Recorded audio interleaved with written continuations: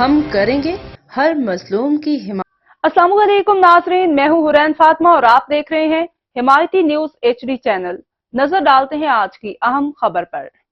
صدر مملکت آصف علی زرداری نے کچے کی سماجی و اقتصادی حالت بہتر بنانے کی ضرورت پر زور دیتے ہوئے کچے میں امن، جرائم کی روک تھام اور ہتھیاروں کے خاتمے کے لیے قبائلی سرداروں پر مشتمل قومی جرگہ بلانے کی ہدایت کر دی۔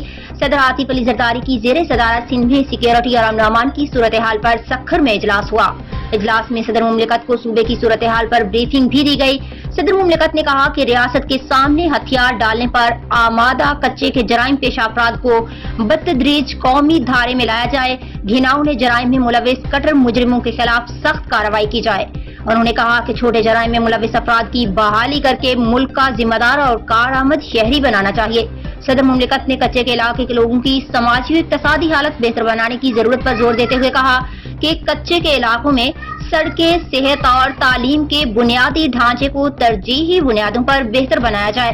صدر آصف علی زرداری کا کہنا تھا کہ کچے کے علاقے کے قبائلی سرداروں پر مشتمل ایک قومی جرگہ بلایا جائے۔ اب تک کے لیے اتنا ہی۔ مزید خبروں اور اپڈیٹ سے باخبر رہنے کے لیے دیکھتے رہیں حمایتی نیوز HD چینل۔